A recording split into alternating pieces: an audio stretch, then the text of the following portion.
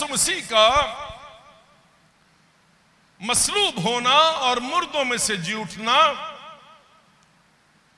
बनी नौ इंसान इस कायनात की तारीख को दो हिस्सों में तकसीम करता है। मसलूब होना हमारे पास्ट को डील करता है, हमारे माजी को डील करता है। उसकी सलीब के वसीले से उसने हमारे पास्ट को सील कर दिया है, उसने हमारे माजी को बंद कर दिया है। बाइबल मुकद्दस में क्या लिखा है कि उसने हमारे गुनाहों को इतनी दूर फेंक दिया है जितना पूरब से पश्चिम, और फिर उसके बाद क्या लिखा है, उसने सील कर दिया है। वो उन्हें फिर याद भी नहीं करता। इसका मतलब ये है कि जो पास्ट है वो डन है, वो बंद हो गया है, वो सील हो गया है। और खुदा जो है वो हमारे माजी को हम कैसे थे वो फिर याद भी नहीं करता। खुदावंद यीशु मसीह के मुर्दों में से जी उठने के बायस उसने हमारे मुस्तकबिल को सिक्योर किया है। उसने हमारे फ्यूचर को जो है अबदियत के लिए, हमेशा के लिए सेफ कर दिया है, सिक्योर कर दिया है। हमारे मुस्तकबिल को उसने हमेशा के लिए महफूज कर दिया है अपने मुर्दों में से जी उठने के वसीले से। जब उस खुदावंद के बारे में यह कहा जाता है इब्रानियों 13वां बाब और उसकी 8वीं आयत में कि वो कल और आज बल्कि अब तक यकसां है, तो इससे मुराद ये है कि खुदावंद यीशु मसीह की सूरत में एक ऐसी शख्सियत से हमारा तारुफ हुआ है। हम एक ऐसी शख्सियत को जानते हैं जो माजी का खुदा है, जो हाल का खुदा है और जो मुस्तकबिल का खुदा भी है। सो उसने अपनी सलीब के वसीले से माजी को डील किया है। उसने अपनी मुर्दों में से जी उठने के वसीले से, अपनी खाली कब्र के वसीले से उसने हमारे मुस्तकबिल को सिक्योर किया है। वो हमारा माजी का खुदा है, वो हमारे आज का खुदा है और वो हमारे मुस्तकबिल का खुदा भी है।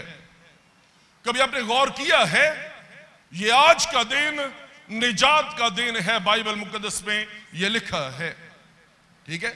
आज हाल में इस लम्हे पर हम निजात पा सकते हैं और ये आज जो हाल है, जब ये कल का माजी बन जाए, जब ये गुजर जाए, तो खुदावंद यीशु मसीह हमारी सारी कमियों और कमजोरियों को अपनी सलीब के वसीले से बंद करता और जो आने वाला कल है खुदावंद यीशु मसीह हमें उस पर नई उम्मीद बख्शता है। सो खुदावंद यीशु मसीह जो माजी, हाल और मुस्तकबिल का खुदा है, वो मरकजियत रखता है, वो सेंट्रल पोजीशन है उसकी। खुदावंद यीशु मसीह असल में पाइवटल पॉइंट है, वो मरकज है जो सारी चीजों को, कुलूसियों के खत में लिखा है, सब चीजों को अपनी कुदरत के कलाम के वसीले से संभाले हुए है।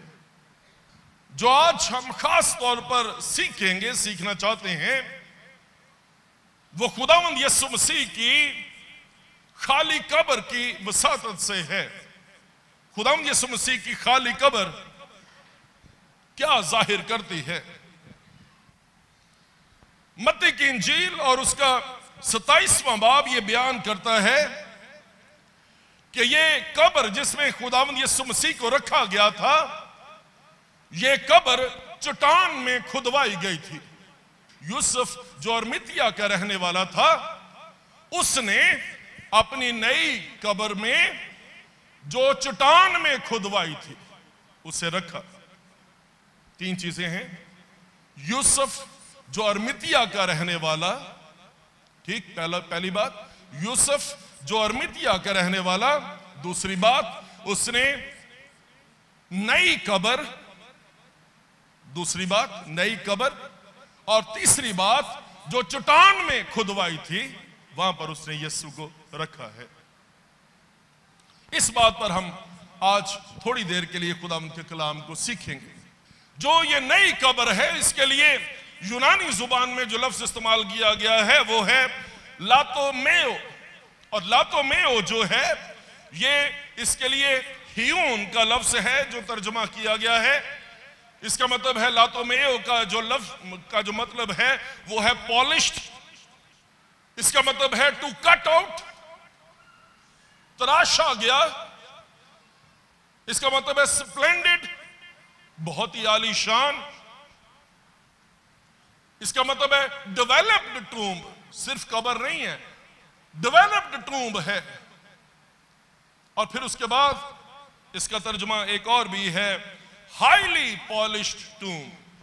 बड़ी कसरत के साथ ना सिर्फ इस चट्टान को खुदवाया गया है, नई कब्र खोदी गई है चट्टान में, बल्कि बड़ा हाईली पॉलिश किया गया है इस कब्र को।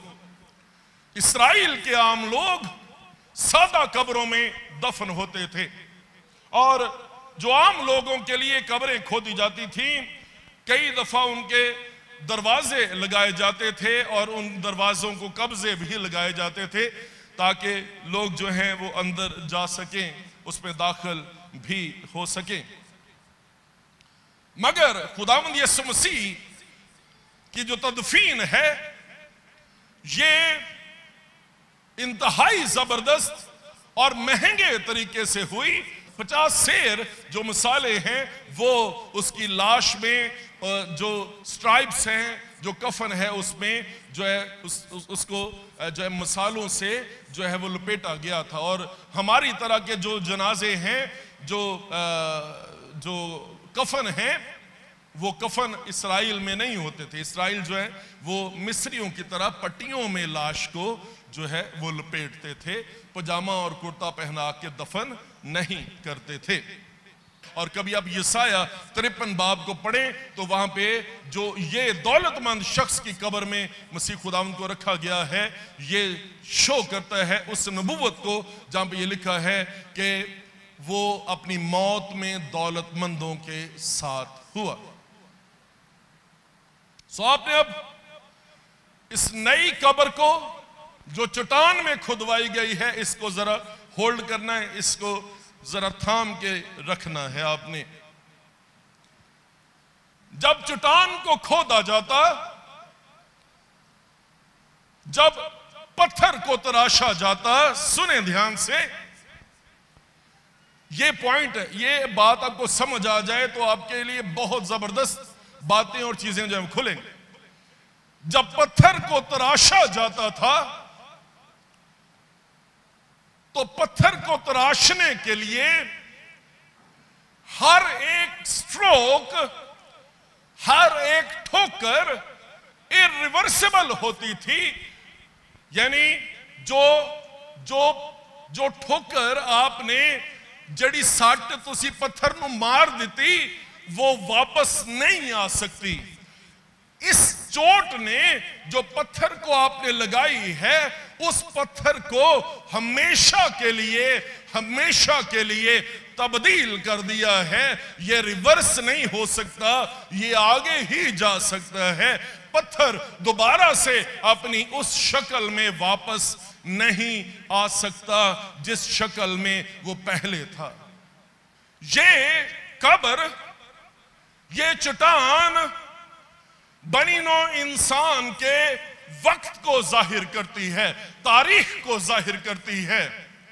वक्त में भी ये माइक्रो सेकंड, ये नैनो सेकंड जिसमें आप जो है वो दाखिल हो जाते हैं, जो गुजर जाता सेकंड है, आप रिवर्स होके उस सेकंड में वापस नहीं आ सकते। आपने आगे ही आगे जाना है, आप रिवर्स नहीं हो सकते।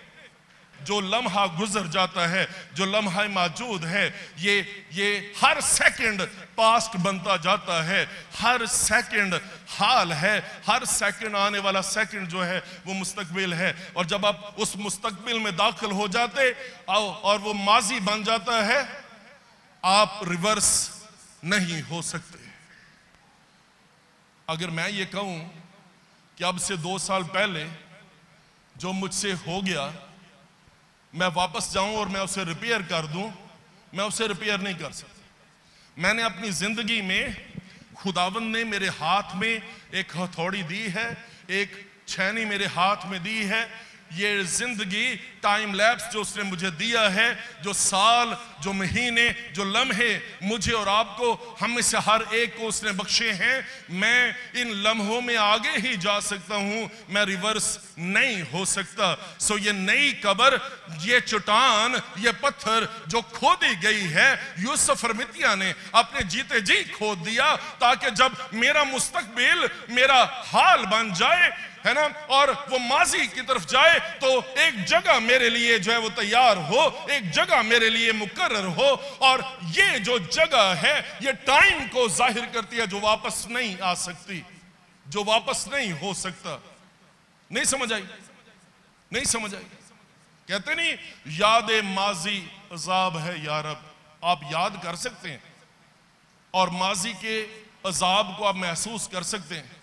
वो कहता है वक्त तो वापस नहीं आ सकता, लेकिन छीन ले मुझसे हाफजा, मेरी यादाश्त मुझसे छीन ले खुदा।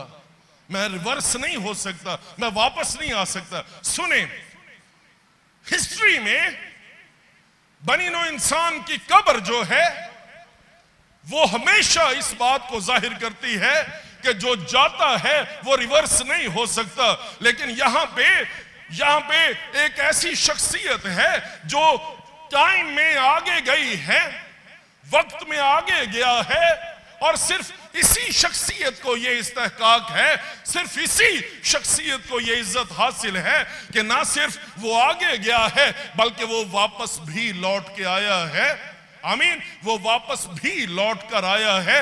ये वो शख्सियत है खुदावंद यीशु मसीह की सूरत में। जब हम उसे ये कहते हैं कि वो कल और आज बल्कि अब तक यकसा है, सिर्फ उसी को ये इस्तेहकाक हासिल है कि वो कब्र में से निकल सकता है, वो टाइम को रिवर्स कर सकता है, चेंज कर सकता है और हमेशा के लिए बदल सकता है। आमीन, आमीन। सो इस लिहाज से खुदावंद यीशु मसीह की खाली कब्र जो है, वो शो करती है कि एक शख्सियत है जो अपनी जात में अबदी है। आमीन, जो अपनी जात में अबदी है, जो जाता है वापस नहीं आ सकता। सिर्फ एक ही शख्सियत है जो वापस भी आ सकती है, वो कल है, वो आज है और वो अब तक रहेगा।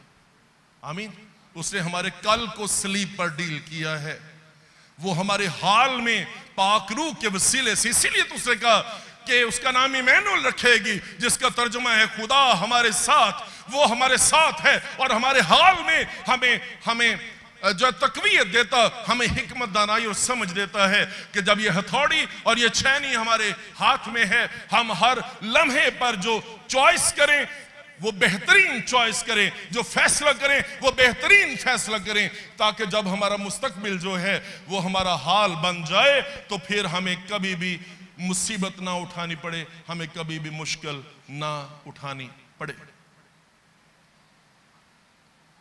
ये जो कब्र है, ये चट्टान में खुदवाई गई है। दूसरी बात, ये मुर्दा पत्थर हैं जो अपने अंदर मुर्दों को समेटते हैं। ये कब्रें कितनी ही पॉलिश्ड हो, ये कब्रें कितनी ही डेवलप्ड हो, इन कब्रों के ऊपर संगे मरमर लगा लें, बेशकीमत इत्र छिड़क दें इनके ऊपर आप जो कुछ मर्जी कर लें, ये कब्रें जो हैं ये अपने अंदर मुर्दों को समेटे हुए हैं। और ये मुर्दा पत्थर हैं जिनमें तराश कर उसकी बॉडी को रखा गया है। मुर्दा पत्थरों का जो कब्र चट्टान है, सही, उसका कंपटीशन, उसका मुकाबला जिंदा पत्थर के साथ है। और बाइबल मुकद्दस को देखें, बाइबल मुकद्दस इसको बड़ी वजाहत के साथ, बड़ी सफाई के साथ बयान करती है। पहला पतरस 2 बाब 1 आयत से, बस हर तरह की बदख्वाही और सारे फरेब और रियाकारी और हसद और हर तरह की बदगोई को दूर करके नौजाद बच्चों की मानिंद खालिस रूहानी दूध के मुश्ताक रहो, ताकि उसके जरिए से निजात हासिल करने के लिए बढ़ते जाओ। अगर तुमने खुदावन के मेहरबान होने का मजा चखा है, उसके यानी आदमियों के रद्द किए हुए पर खुदा के चुने हुए। कौन था आदमियों का रद्द किया हुआ? उसने कहा जिस पत्थर को मेमारों ने रद्द किया, सो कौन है, किसकी बाबत वो कह रहा था?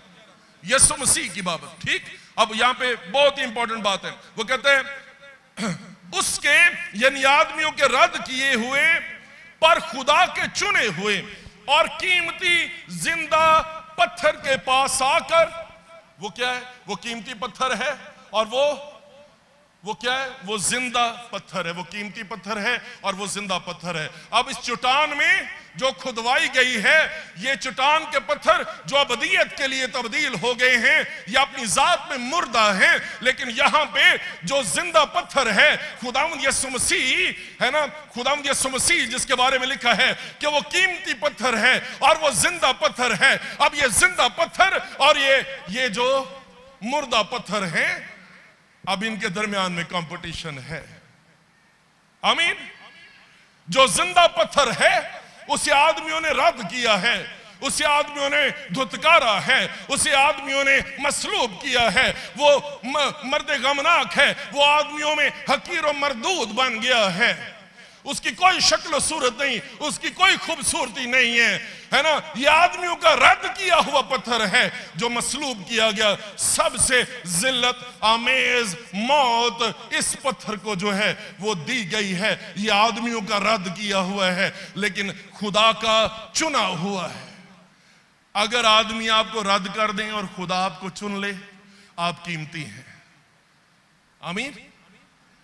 आप कहते हैं मुन्नू पादरी साहब किसी ने समझा ही नहीं, सारी दुनिया मेरे खिलाफ होगी। पादरी साहब, हर बंदे ने मुन्नू दुख देता है, हर बंदा मुन्नू छड़ के चला गया और मैं कल्ला ही रह गया।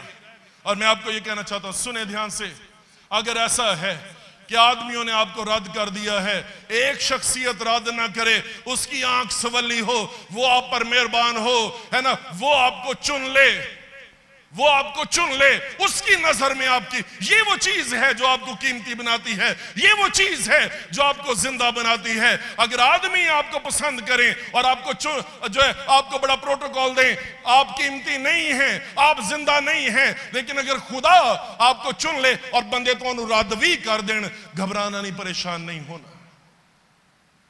जो खुदा का चुना है, जो कीमती और जिंदा है, फतह और जीत उसकी हुई है। ये मजाक नहीं है। पौ फटने से पहले जब वो कब्र पर पहुंची, उस जगह पर जाकर उन्होंने खुदा का फरिश्ता जो है वो उतरा और वो पत्थर को लुढ़का कर, ये मुर्दा पत्थर जो है ये लुढ़क जाएंगे। ये मुर्दा पत्थर जो हैं जिनको हथौड़ी ने और छैनी ने हमेशा के लिए बदल दिया है, इनको चाहे कितना ही तराशा जाए, इनको चाहे कितना ही पॉलिश किया जाए, इनको चाहे कितना ही खूबसूरत बनाया जाए, ये पत्थर शिकस्त खुर्दा पत्थर हैं। ये कब्रें शिकस्त खुर्दा कब्रें हैं। और बाइबल मुकद्दस में फरिश्ते की उस बात को देखें, उसने पत्थर को लुढ़का दिया और उस पत्थर पर बैठ गया, वो गालिब आ गया। उसने कहा ये पत्थर जो मुर्दा पत्थर है, ये इस कब्र के मुंह को बंद नहीं रख सकता, क्योंकि जो जहान का रद्द किया हुआ शख्स है लेकिन खुदा की नजर में कीमती और जिंदा है, वो जो जिंदा पत्थर है वो इस कब्र के अंदर है। और वो जो जिंदा है, जब उसका मुकाबला मुर्दा पत्थर के साथ है, जो मुर्दा पत्थर जो है वो मगलूब हो गया है, उसे शिकस्त हो गई है, उसे फतह कर लिया गया है और फरिश्ता उस पत्थर के ऊपर बैठा है, खड़ा नहीं है और टांग रख के तस्वीर नहीं खिंचा रहा, क्योंकि ये फरिश्ते का हक नहीं है। ये हक उसका है जो जिंदा पत्थर है और जिसे मौत अपने बस में नहीं रख सकी।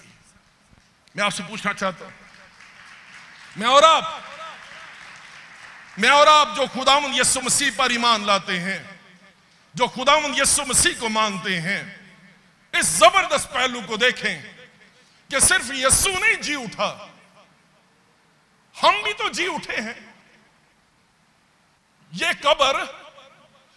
कब्र जो हमेशा के लिए मौत का निशान बन जाने वाली थी, चाहे इसे कितना ही पॉलिश, कितना ही डेकोरेट, कितना ही डेवलप कर लिया जाए, ये कब्र जो डेवलप्ड है, जो पॉलिश्ड है, जो खुदवाई गई है, जो बहुत ही जबरदस्त है, जो बज़ाहिर लश्कारे मारती है, ये कब्र हमेशा के लिए एक शख्सियत को अपने अंदर रखने वाली है। और ये कब्र जो है, ये कब्र खुदावंद यीशु मसीह की नहीं थी, ये कब्र यूसुफ जो अरमितिया का रहने वाला था उसकी ये कब्र थी। उसने इस कब्र में जाना था और फिर उसने वापस नहीं आना था। लेकिन खुदावंद यीशु मसीह जो मुर्दों में से जी उठा है, ये फख्र सिर्फ यीशु मसीह के लिए नहीं है, बल्कि ये फख्र अबदियत के लिए यूसुफ अरमितिया के रहने वाले के लिए भी है। क्योंकि यूसुफ ये कह सकता है कि ना सिर्फ यीशु की कब्र खाली है, बल्कि मेरी कब्र भी खाली है। Hallelujah, hallelujah. यीशु मसीह के साथ जुड़ने के वसीले से यीशु की कब्र सिर्फ खाली नहीं है, यूसुफ जो अरमितिया का रहने वाला है उसकी कब्र भी खाली है। आमीन। ये खाली कब्र सांझी कब्र है, क्योंकि ये कब्र सिर्फ यीशु की नहीं, ये तो यूसुफ की कब्र है। आमीन।